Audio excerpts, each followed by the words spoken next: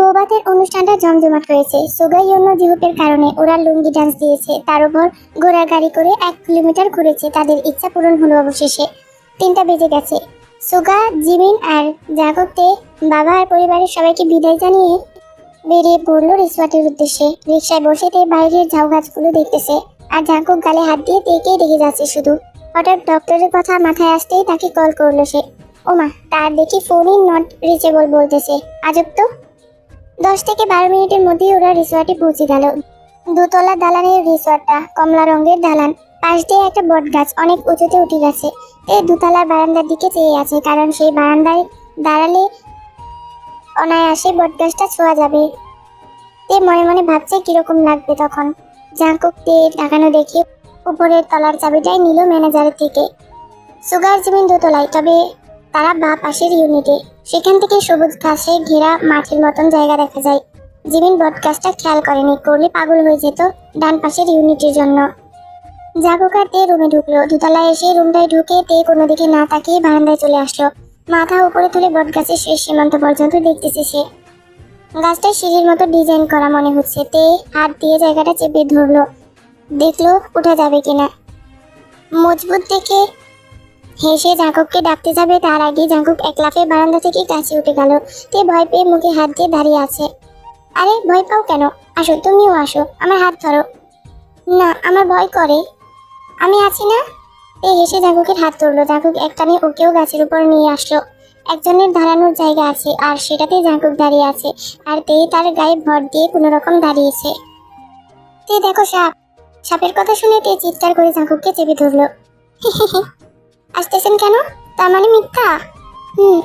তে জাঙ্কুককে ধরে কয়েকটা কিল বসিয়ে দিল। কেউ দরজায় নক করতেছে মনে হয়। চলো বারান্দায় নেমে যাই। জাঙ্কুক তের হাত ধরে ওকে নামিয়ে তারপর নিচে নামলো। গিয়ে দরজা খুলতেই দেখলো সুগা দাঁড়িয়ে আছে। পরনে হাফ প্যান্ট, টি শার্ট, চোখে চশমা, পায়ে স্যান্ডেল। একটা ভাব নিয়ে দাঁড়িয়ে আছে সে। আবার হাতে একটা ফুটবলও আছে তার। কে সুগা, কি হয়েছে তোর? এরকম শুটকি মাছের মতো বেঁকা হয়ে আছিস কেন? শরীর খারাপ নাকি তোর? দূর হারামি, খেলতে যাবো চল, তোকে ডাকতে আসলাম তাই। খেলবো কই? আরে রিসর্টের চারপাশে খোলা জায়গা আছে, আমি আর তুই ফুটবল খেলবো সেখানে। গোলকিপার কি হবে? আমাদের বউরা আছে না। তোর মাথা গেছে? তে অসুস্থ, ও এত দৌড়াদৌড়ি করতে পারবে না। তাহলে বল কি খেলবি? ভাইয়া আমি বলি। বলো। কানামাছি খেলবো। জিমিন এসে বলল, হ্যাঁ এটা বেস্ট হবে। ব্যাস, সবাই মিলে রিসর্ট থেকে বেরিয়ে আসলো খোলা মাঠে। তে তার একটা ওড়না নিয়ে এসেছে সাথে করে। জাগুক সেন্টার ফ্রেশ চিবাতে চিবাতে বলল, তা আগে চোখ বাঁধবে কে? সুগা বলল, সবাই দাঁড়াও গোল হয়ে, আমি বের করতেছি। অপু, 10, 20, 30, 40, 50, 60, 70, 80, 90, 100। হাহা, জিমিন তুমি চোখ বাঁধবা। ধুর। চিমটি তে চোখ বেঁধে দিল। চরকার মতো ঘুরতেছে সে। সুগা ওকে চিমটি কেটে কেটে পালাচ্ছে বারবার। অবশেষে জিমিন জাগুকের হাত ধরে বলল, এটা সুগা। তারপর চোখ থেকে ওড়না খুলে দেখলো জাগুক দাঁত কেলিয়ে তাকিয়ে আছে আর সুগা রাগে ফুঁসতেছে। তুমি আমাকে চিনলে না? কথাটা বলে সুগা এক দৌড়ানি দিল জিমিনকে। দৌড়াতে দৌড়াতে দুজনে হাঁপিয়ে গেল। তারপর কিলাকিলি করে আবার ফেরত আসলো। এবার চোখ বাঁধবে সুগার। জিমিন তের হাত নিয়ে সুগাকে ধরে দেওয়ার আগেই সুগা জিমিনের হাত ধরে ফেললো। জিমিন তো লজ্জায় শেষ। না, এটা জিমিন না। জিমিনের হাত এত কষকষে না, আমার জিমিনের হাত নরম। সুগা এবার তের হাত ধরে হেসে বলল, এই তো আমার জিমিন। তোমার মাথা ব্যর্থ, অসভ্য। সুগা জিভে কামড় দিয়ে এক দৌড় দিল। ওই, তোরা কি শুধু মারামারি করবি? এখনো তো আমরা চৌকি বাঁধলাম না। এবার জাঁকুক বাঁধলো। জিমিন থেকে অনেক দূরে নিয়ে দাঁড় করিয়ে রেখেছে। তারপর সুগার হাত নিয়ে জাঁকুকের হাতে ধরিয়ে দিল। জাঁকুক দাঁত কেলিয়ে বলল, এই হাতের আর গরিলার হাতের তো কোনো তফাৎ নাই। এইটা তো মাস্ট সুগার হাত। কি বললি তুই? তোর চোখ বাঁধাই থাক যতক্ষণ না তেকে চিনতে পারিস। এবার জিমিন নিজের হাত খুশি মেজে জাঁকুকের সামনে গিয়ে দাঁড়ালো। জাঁকুক জিমিনকে টাচও করলো না, শুধু মুচকি এসে বলল, জিমিন সরো। জিমিন এবার তেকে দাঁড় করিয়ে তের পিছন দিয়ে নিজের হাত এগিয়ে এনে জাঁকুকের হাতের সামনে নিল। জাঁকুক জিমিনের হাত ধরলো না, সে তার হাত এগিয়ে নিয়ে তের ঠোঁট স্পর্শ করলো। আঙ্গুল দিয়ে ঠোঁটটা এলিয়ে দিয়ে হেসে বলল, এইটাতে। ভাই, কেমনে বুঝলেন? কেউ কেউ তো হাত ধরেও চিনতে পারে না, আর আপনি কিনা ঠোঁট ধরে চিনে ফেললেন। এই ঠোঁটে লিপস্টিক দেয়নি, তাই চিনেছি আমি। ওর শ্বাস নিঃশ্বাস সবকিছুর সাথে পরিচিত আমি। ও আচ্ছা, সুগা দেখে কিছু শিখো। জাঁকুক চল, এই পুকুরে মাছ ধরবো। চল। আর আমরা? তোমরা তাকায় তাকায় দেখো। জাঙ্কুক আর সুগা পুকুরের মালিকের সাথে কথা বলে জাল নিয়ে এসেছে মাছ ধরতে। জিমিন পিক তুলতেছে কারণ জাঙ্কুক আর সুগার লুঙ্গি পরে সেটা পেঁচিয়ে ওদম গায়ে পুকুরে নেমেছে। তে মুখে হাত দিয়ে আরেকদিকে ফিরে দাঁড়িয়ে আছে, প্রচন্ডভাবে লজ্জা করছে তার। এর আগে সে জাঙ্কুককে এমন বেশি দেখেনি, আর জাঙ্কুককে উদম গায়ে দেখে তার নিজেরই গায়ে কাটা দেয়। শুধু কিছুক্ষণ বাদে তে চোখ বড় করে সামনে তাকালো। তার সামনে একটা বড় রুই মাছ চলতেছে, জাঙ্কুক ঝুলিয়ে ধরে রেখেছে। দেখছো তোমার জামাই মাছ ধরে কত এক্সপার্ট। সুগা ভাইয়া কি ধরেছে? হ্যাঁ, আমি তো জাঙ্কুকের থেকে এক কদম এগিয়ে। আমি একটা রুই মাছ আর একটা কার জামাই দেখতে হবে না? জিমিনের জামাই সুগা তো বেশি মাছ ধরবেই। পুরো কথা তো শোনো জিমিন, আমি একটা রুই মাছ আর একটা তেলাপিয়া মাছের ভাবও ধরছি। কথাটা শুনে জিমিন রেগে সুগার চুল টেনে দিল। আরে এমন করো কেন? এটা ভাজি করলে অনেক মজা লাগবে। জাঙ্কুক আর তে হাসতে হাসতে রিসোর্টের দিকে যাচ্ছে। রিসোর্টে রান্নাঘরে গিয়ে যিনি রান্না করেন তার হাতে মাছগুলো দিয়ে তারা যে যার রুমে ফিরে আসলো। জাঙ্কুক গোসল করতে গেছে, তে শাড়িটা পাল্টিয়ে একটা থ্রি পিস পরে নিল। আবার বারান্দায় গিয়ে দাঁড়ালো সে। বিকেল হয়ে গেছে, 5টা বাজে মনে হয়। তে বারান্দা থেকে উঠে বটগাছটায় পা দুলিয়ে বসলো। বেশ লাগতেছে, চা হলে আরো বেশ হতো। পা দুলিয়ে এদিক ওদিক তাকাচ্ছে সে। দূর দূরান্তে কোনো ঘর বাড়ি নেই। বিরাট এক সবুজ মাঠের মাঝখানে রিসোর্টটা, আর রিসোর্টের পেছনে একটা খাল বয়ে গেছে। পাশে এই বটগাছটা, আর সামনে এক কাতারে 1 কিলোমিটার জায়গা জুড়ে কলা গাছ লাগানো। জায়গাটা বেশ সুন্দর, ঠান্ডা, নিরিবিলি, তাই হয়তো রিসোর্টটার নামও নিরিবিলি। জাঙ্কুক গোসল করে এসে দেখলো তে পা দুলিয়ে বসে আছে তার দিকে তাকিয়ে। কিছুক্ষণের জন্য জাঙ্কুকের মনে হলো এই বুঝি থেকে হারিয়ে ফেললো সে। দৌড়ে এসে তের কোমর জড়িয়ে ধরে ওকে ওপর থেকে নামিয়ে নিল সে। আরে আরে, কি হয়েছে? কি হয়েছে মানে? তুমি এত রিস্ক নিয়ে উঠে বসলা কেন এখানে, তাও পা ধুলিয়ে? মাথা কি গেছে তোমার? বলদা গার্ডেন একটা। কথাগুলো বলে জাঙ্কুক চুল মুছতে মুছতে ল্যান্ডলাইনে কল করলো। বললো 2 কাপ চা আর বিস্কিট আনতে। তে গাল ফুলিয়ে বিছানায় বসে আছে। কি হাড্ডি ভাঙলে ভালো লাগতো তোমার? পড়ি নাই তো, জায়গাটা সেফ, আর আমি এক হাত দিয়ে গাছ ধরেও রেখেছিলাম। জাঙ্কুক হাতে থাকা তোয়ালিটা তের গায়ে ছুঁড়ে মেরে দিয়ে ঠাস করে বারান্দার দরজা লাগিয়ে ফেললো। তে তোয়ালে মুখ থেকে সরিয়ে অসহায়ের মতো তাকিয়ে আছে, মনে হয় এখনই বুঝি কেঁদে দেবে। তারপর জাঙ্কুক রুমের পর্দা টেনে দিল। পুরো রুম কিঞ্চিত অন্ধকারাচ্ছন্ন হয়ে গেছে। তে এখনো বোকার মতো চেয়ে আছে জাঙ্কুকের মুখের দিকে। জাঙ্কুক এগিয়ে এসে হঠাৎ আচমকা তে ঠোঁটটা 5 সেকেন্ড ছুঁয়ে ছেড়ে পাশ থেকে তোয়ালে নিয়ে আয়নার সামনে চলে গেল। তে ভূত দেখার মতো ভয়ে থ মেরে বসে আছে। হুট করে জাঙ্কুক কিস করে বসবে তা একদমই ভাবেনি সে। কি এমন করে চেয়ে আছো কেন? এটা কি নতুন নাকি? দরজার নখ হলো তখনই। জাঙ্কুক গিয়ে দরজা খুলে চা আর বিস্কিট নিয়ে আসলো। তে এখনো রোবটের মতো তাকিয়ে আছে জাঙ্কুকের দিকে। চা খাওয়া শেষ করে সবাই এবার বের হলো ভূতের বাড়ি যাবে। আইডিয়াটা জিমিনের। সে তার গুগলে সার্চ করে বের করেছে রিসর্টের আশেপাশে নাকি একটা প্রাচীন ভূতের বাড়ি আছে। রাতে গেলে মজা বেশি পাওয়া যাবে। রাত করে নাকি কিসব সাউন্ড আসে সেখানে। জাঙ্কুক তো এসব শুনে এক পায়ে খাড়া, সে ভূতের বাড়ি যাবেই যাবে। রইল সুগা আর তে, তারা দুজনে ভয়ে শুধু ঢুক গিলতেছে। চা বিস্কিট খেয়ে সন্ধ্যা হতেই 4 জন মিলে বেরিয়ে পড়লো। বিরাট এই মাঠ শেষ হলে একটা জঙ্গল পড়বে, সেটার মাঝ বরাবর ভূতের বাড়ি জমিদার বাড়িটা অবস্থিত। জাঙ্কুক তের হাত ধরে হেঁটে চলেছে, আরেক হাতে টর্চ, আর পেছন পেছন সুগা জিমিন হাত ধরে আসতেছে। তাদের কাছেও টর্চ আছে। খুটখুটে অন্ধকার, পিচ্ছিল মাটির সরু পথ, চারপাশে ঘাস, সেগুলো ভিজে আছে কারণ আজ সারাদিন ধরে গুটি গুটি বৃষ্টি পড়েছে। ভেজা ঘাস পায়ে লাগতেই মনে হয় এই বুঝি ঝুঁকে ধরলো। তে প্লাজো একটু উঁচু করে হাঁটতেছে, কিন্তু যখন শুনলো ঝুঁকের কথা আবার নামিয়ে ফেললো। খালি পায়ে না লেগে ঝুঁক যদি প্লাজোতে লাগে তাহলে মন্দ কি? একটা বাদুড় উড়ে সামনে দিয়ে গেল। এটা দেখে তে আর সুগা এমন চিৎকার করলো, বাদুড় নিজেই ভয় পেয়ে তার পথের দিশা হারিয়ে কোন দিকে জানি চলে গেল। এটা শিওর নেই। সে মানুষের চিৎকার এমন ভয় পেয়েছে যে আজ তার পরিবারের কাছে ফিরেও অজ্ঞান হয়ে বিছানায় পড়ে থাকবে। কিসের যেন আওয়াজ আসতেছে। সবাই চুপ করে দাঁড়িয়ে আওয়াজটা বোঝার চেষ্টা করছে। অবশেষে বুঝতে পারলো আওয়াজটা হলো পেঁচার। যাই হোক, মাঠ পেরিয়ে তারা এবার জঙ্গলে ঢুকবে।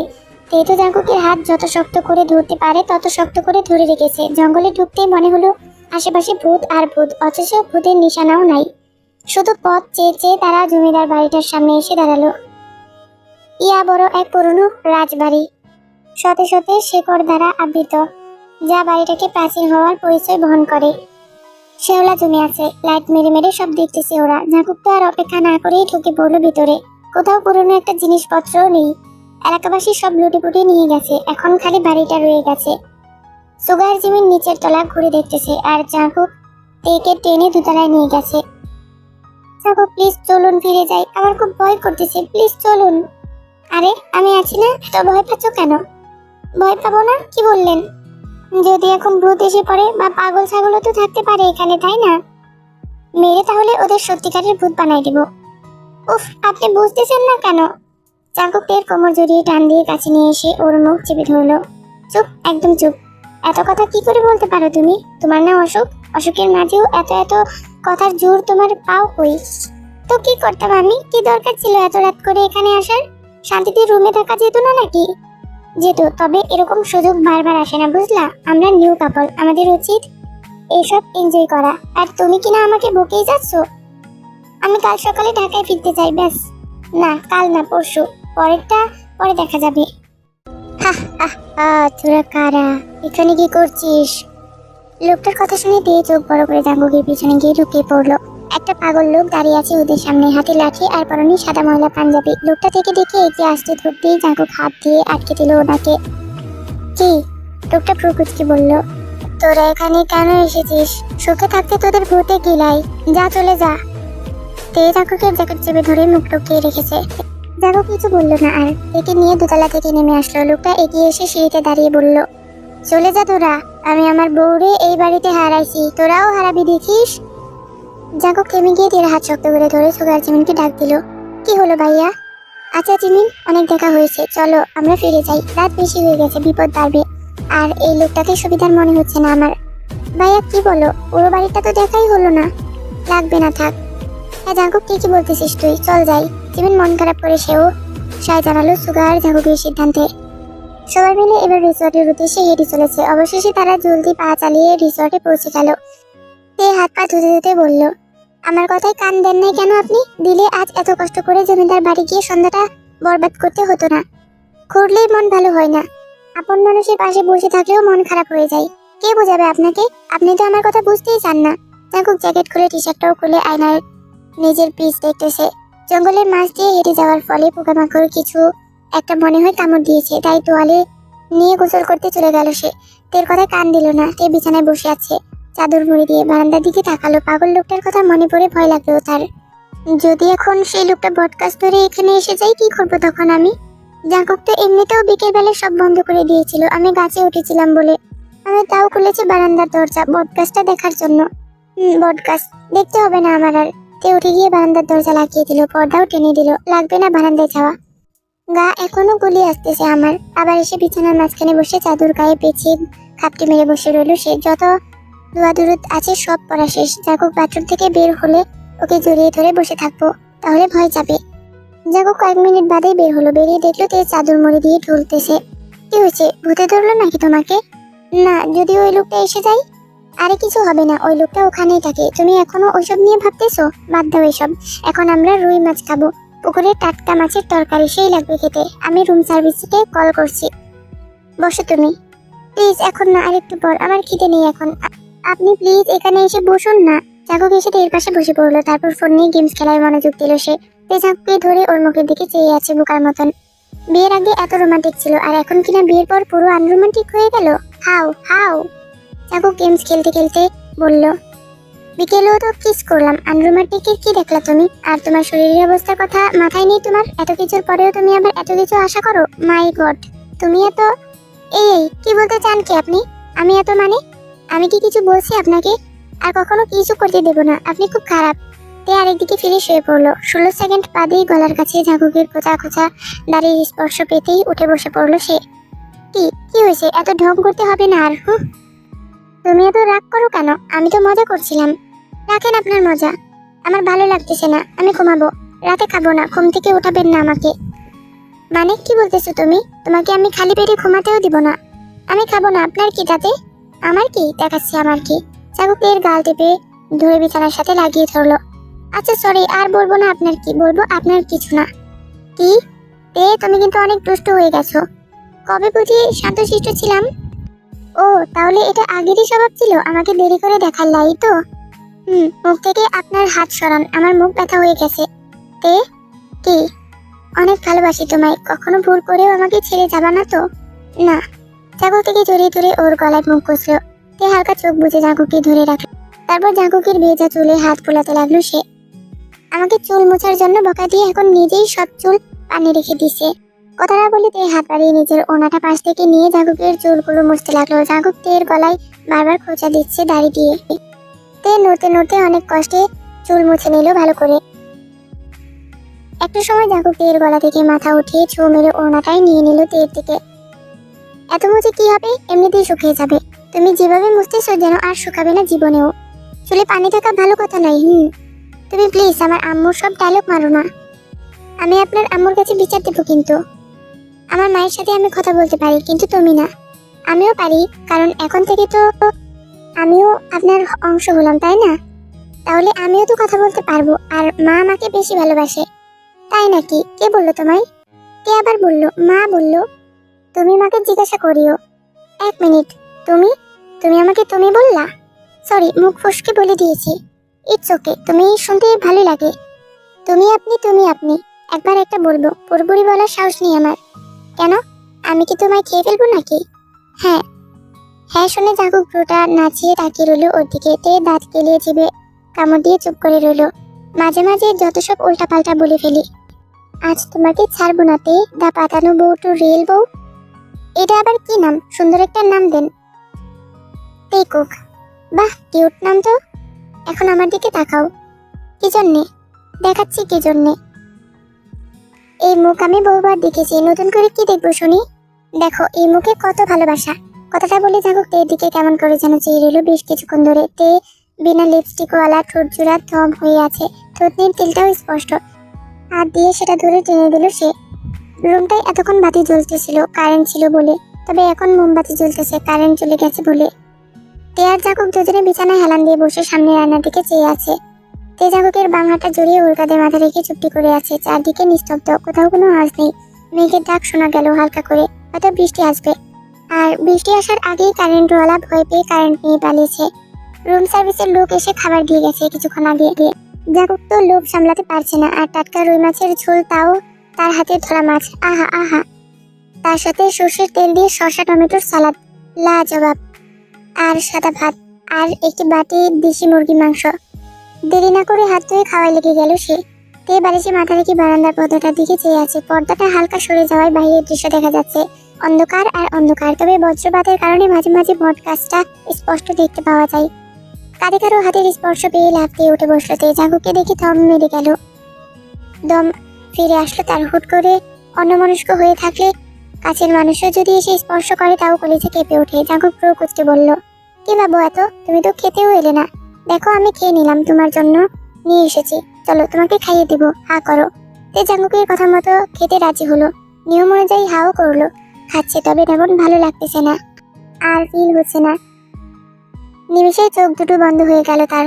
জ্ঞান হারিয়ে দুম করে বিছানা থেকে পড়তে যেতে নিতেই জাগুক এক হাত দিয়ে ওকে টেনে ধরে ফেললো। আরেক হাত তার খাবারের প্লেট। তের নাম ধরে ডেকে প্লেটটা বিছানায় রেখে থেকে কোলে নিয়ে আসলো। তে চোখ খুলতেছে না দেখে ভীষণ ভয় লাগলো ওর। পানি নিয়ে ওর মুখে 2-3 বার ছিটা দিতে দরজা খুলে সুগাজিমিনকে ডাকতে যাবে তখনই তে আওয়াজ করলো। তে হালকা কণ্ঠে বলল, আমি ঠিক আছি। জাগুক সেদিকে গেল না। তের কাছে ফিরে এসে ওর হাত দুটো ধরে পাশে বসালো। চোখে মুখে ভয় আর চিন্তার ছাপ। এত এত সুখের মুহূর্তে এভাবে তের অসুস্থতার কথা সে একদমই ভুলে গিয়েছিল। থেকে শক্ত করে ধরে বসে আছে সে। ফোন নিয়ে 20 বার ডক্টরকে কল করলো। তার ফোন অফ, আর তার উপর নেট আসে আবার যায়। বিরক্ত হয়ে ফোন ছুঁড়ে মারলো সে। আপনি এত চিন্তিত হবেন না, আমি ঠিক আছি। না, তুমি ঠিক নেই। আমি কালই ঢাকায় ফিরে যাব। আমারও এখানে একদম ভালো লাগতেছে না, চলে যাব আমি। জাগুক ফোনটা ফ্লোর থেকে নিয়ে আবারও ট্রাই করতেছে ডক্টরকে কল করার। পেছন থেকে তের উপস্থিতি টের পেল সে। তে ওকে পেছন থেকে জড়িয়ে ধরেছে, ওর পিঠে মাথা ঠেকিয়ে চুপ করে আছে।